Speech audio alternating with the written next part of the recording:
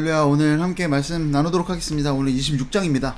오늘 26장도 마찬가지로 전체적으로 한번 살펴보는 시간을 갖도록 할 텐데요. 26장 말씀 보면 야, 이거 어디서 본 것 같은데 라는 생각 들지 않으시나요? 예.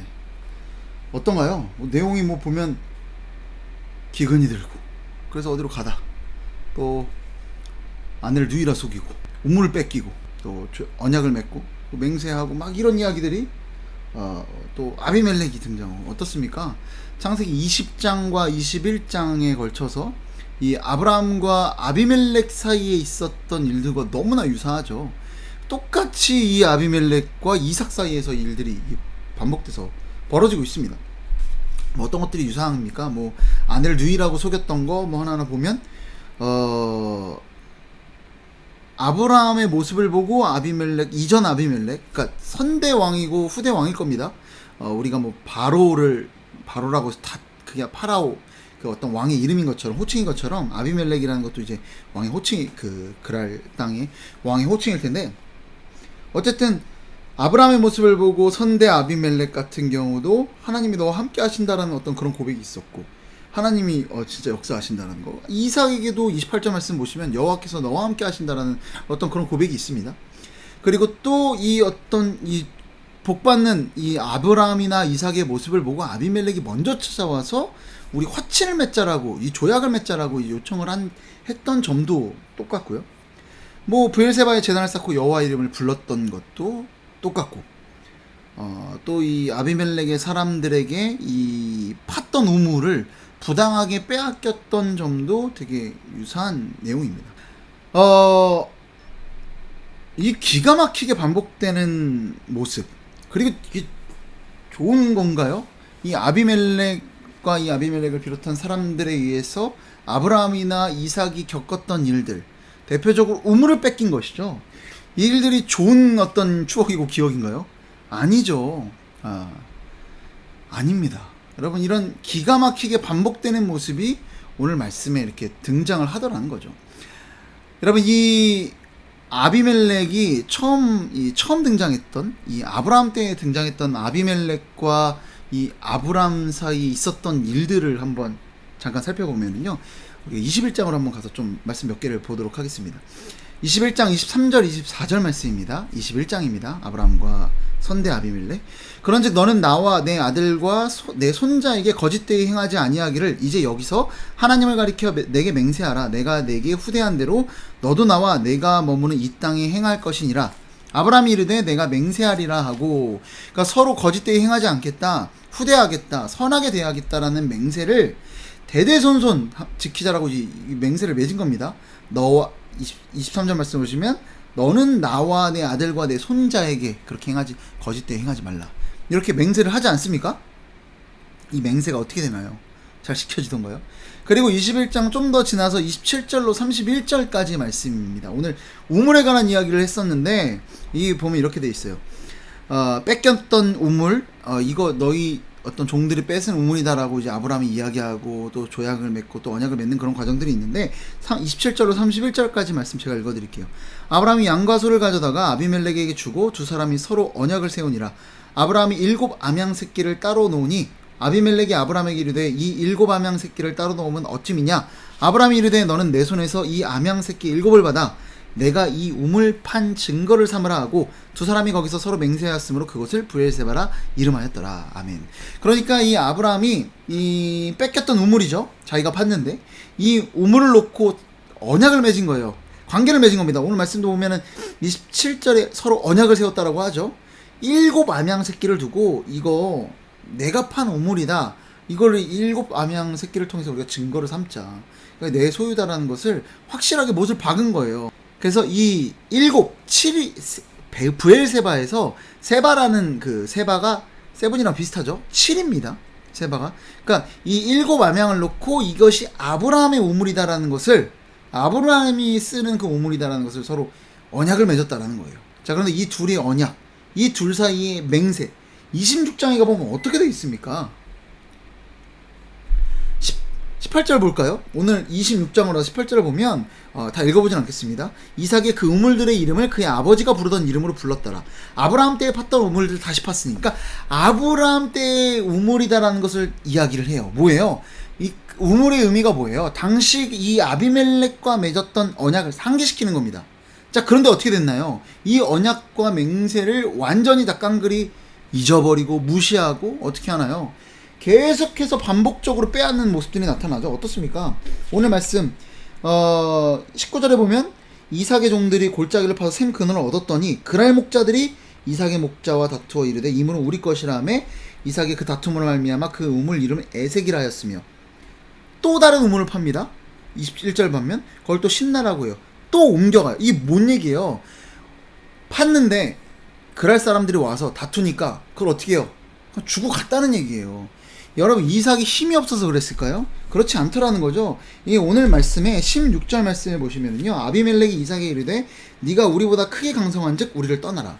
이삭이 굉장히 강성해서 부담을 느끼고 있습니다. 마치 애굽에서 이스라엘 백성이 강성해서 이렇게 나중에 막 그랬던 것처럼 이 아비멜렉 입장에서도 너무 강성해서 옆에 있는 게 부담이 됐을 정도예요. 그런데 이런 어떤 그랄족 속의 어떤 방해와 다툼들 이겨내지 못할 어떤 그런 연약한 존재여서 떠났던 걸까요? 그렇지 않더라는 거죠. 그런데도 불구하고 계속 쫓아오면서 우물을 뺏고 하는 그런 모습을 오늘 말씀에서 볼 수 있습니다. 야, 지긋지긋하죠. 맹세하고 언약을 맺었음에도 불구하고 여전히 이 이삭을 괴롭히고 있는 그랄 백성들, 이 블레셋 백성들을 우리는 볼 수 있습니다. 여러분, 저는 오늘 이 말씀을 보면서 야, 이거 진짜 이 이삭의 어떤 모습을 보면서 야, 이거 인간 사이에 제가 떠오르는 그런 사람들이 있더라고요. 여러분 어떻습니까? 어떤 사람 사이의 관계에서 매번 실망하는 어떤 그런 관계 있지 않습니까? 그러니까 그래도 내가 예수님을 믿는 사람이어서 그리스도인이어서 그 사람을 이해하려고도 애를 써보고 원수도 사랑하라니까 사랑도 해보려고 애를 쓰고 용서도 하고 용납도 해보려고 하고 이해하려고 애를 써보고 이 관계를 개선하기 위해 어떤 여러 가지 액션들을 취해보고 이런 일들이 있죠. 그런데 그 사람은 어떤가요?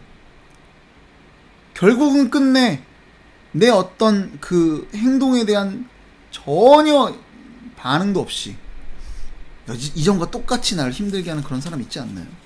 이런 실망들을 계속하다 보면은 이런 인간은 그냥 애초에 그냥 배제시키는 경우도 있고 그냥 피상적으로 관계로 어떤 인사만 하는 경우도 있고 여러분 이러지 않으십니까? 참 포기할 만도 하죠. 얼마나 많이 용서하고 용납하려고 애를 썼습니까? 여러분 오늘 아브라함과 이삭의 이 두 대에 걸친 아비멜렉과의 관계에서 우리는 그걸 보게 됩니다. 우리가 세상 사람들과 혹은 교회 안에서 관계로 인해서 받았던 상처들을 오늘 보게 되더라는 거죠. 여러분 이 사람도 어떤가요? 아브라함이 그렇게 애를 써서 얻었던 우물을 빼앗았고 다시는 빼앗지 않겠다라고 맹세하고 언약을 맺었음에도 불구하고 다시 빼앗았습니다.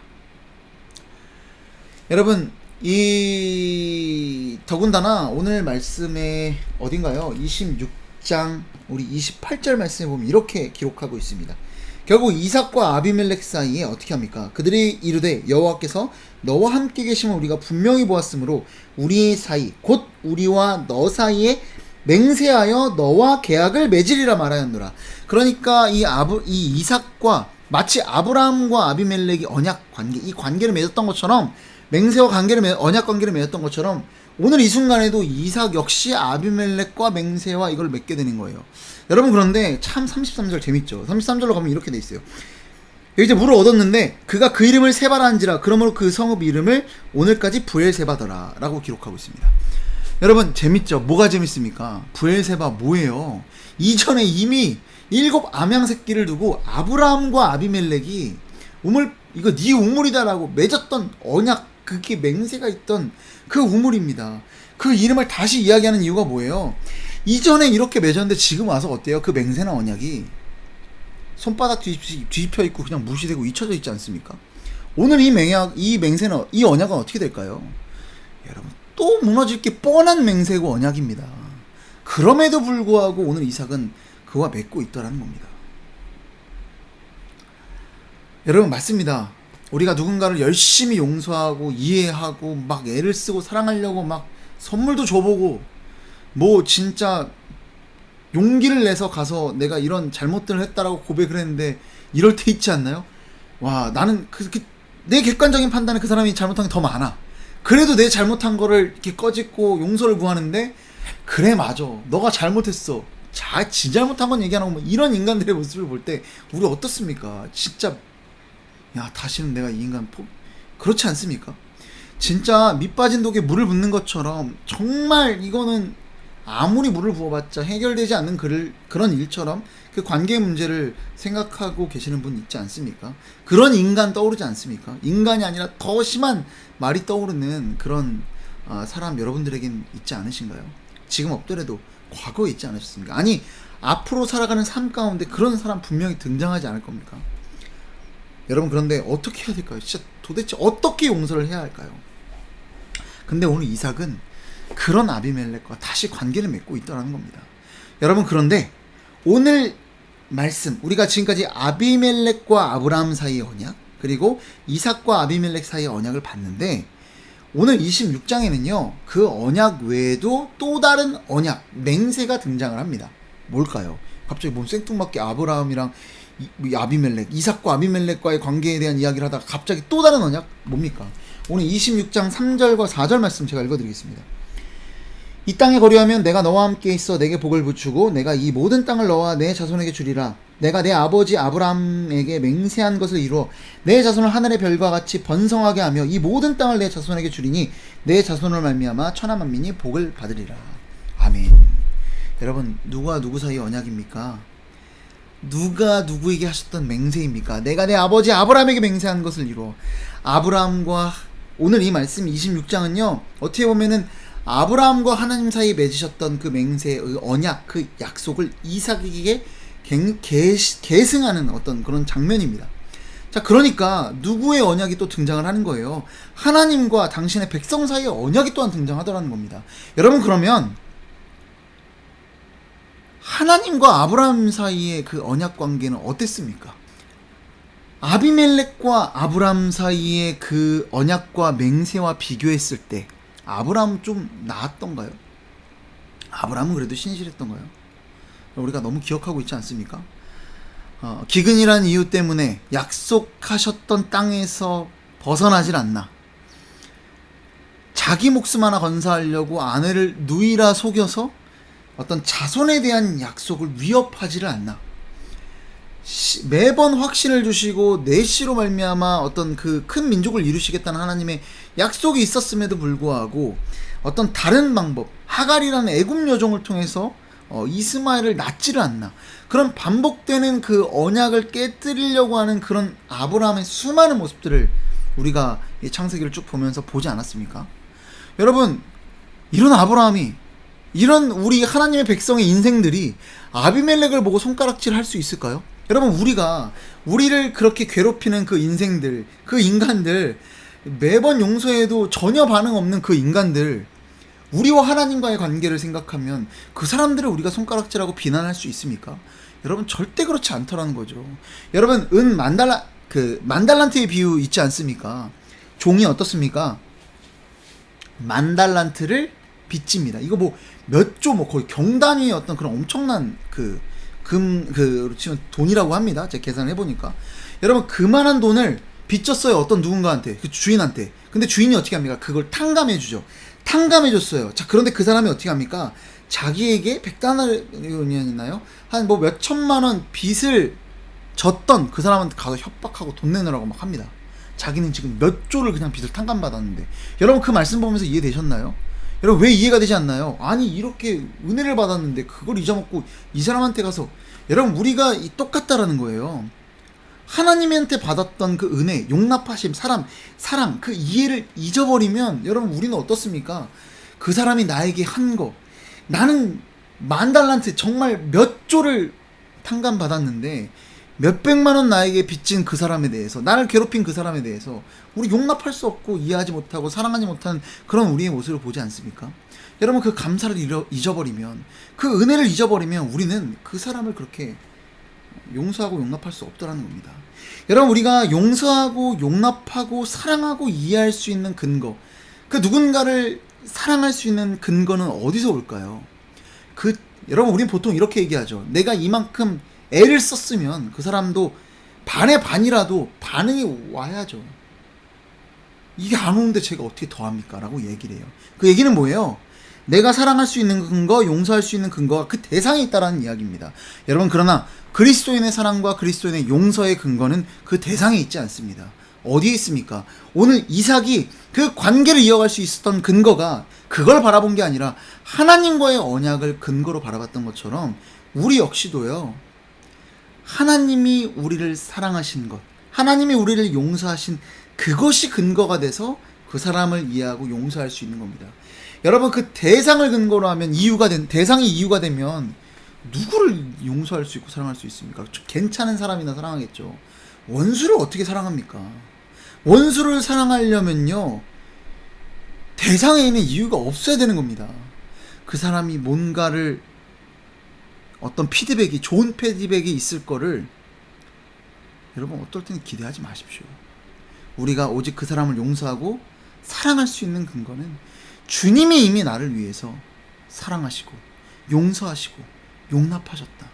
내가 아무리 하나님의 말씀을 거역하고 정말 하나님을 반역하며 이렇게 날마다 살아갈지라도 나를 끝없이 인내하시며 사랑하시며 용납하시며 용서하시는 그분의 사랑이 근거가 돼서 우리는 그 사람을 용서할 수 있는 겁니다. 이것이 그리스도인의 사랑인 줄로 믿으시기 바랍니다. 아비멜렉과의 언약을 떠올린다면 이삭은 결코 오늘 26장에서 언약을 맺어서는 안 됩니다. 그러나 그가 그 사람과의 언약 관계를 이어갈 수 있었던 것, 그것은 온전히 하나님과의 언약이 있었기 때문이다라는 것을 우리가 잊지 않는, 오늘 하루를 살아가면서 정말 나를 힘들게 하는 그 인간, 얘만큼 하나님 용서 못하겠습니다라는 그 인간 때문이 아니라 하나님의 사랑 때문에 그 사람을 용서하고 사랑하기로 결단하는 복된 오늘 되기를 소망합니다. 기도하겠습니다.